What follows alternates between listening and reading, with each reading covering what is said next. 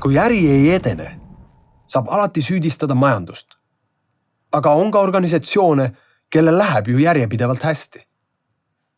Isegi kui mingi osa inimpsüühikast tahaks arvata, et tulemuste saavutamise takistused seisnevad tehnoloogias, ütleb Gallup, et peamine progressi takistaja on staartöötajate puudus. Tehnoloogia ja protsessid arenevad kõikides sektorites väga suure kiirusega. Kuid see, kuidas ettevõtted juhivad ja arendavad oma parimaid töötajaid, ei ole uuringute järgi viimase 15 aasta jooksul sama progresseeruvas tempos liikunud. Tulemuseks on, et ettevõtted kaotavad kasvupotentsiaali nii mahus kui ka käibes, sest endiselt ei mõisteta inimloomuse mõju töö tulemustele. Albert Einstein on öelnud, iga inimene on geniaalne, aga kui me hindame kala tema võimekuse kaudu ronida puu otsa, siis elab see kala kogu elu tundes, et ta on saamatu ja läbi kukkunud. Psühholoogid ja sotsiaalteadlased on 50 aasta uuringutega tõestanud, et inimese isiksuse omadused muutuvad elu jooksul väga vähe.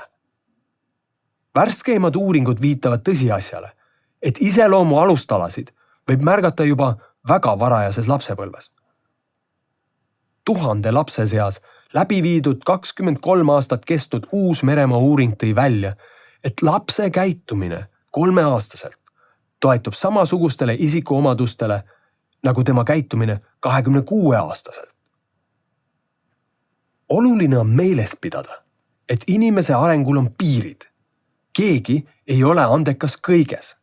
Kui inimene veedab kogu elu, püüdes olla hea kõiges, siis lõpetab ta olukorras, kus ta ei ole tõeliselt hea mitte milleski.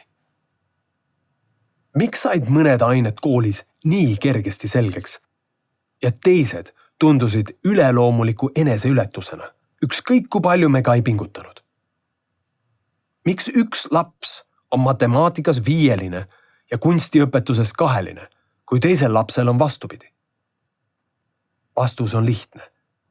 Inimesed on erinevad. Meil on erinevad anded, ajuseadistus, lapsepõlv, närvisüsteemi tundlikkus, sotsiaalne keskkond ja töövõimekus.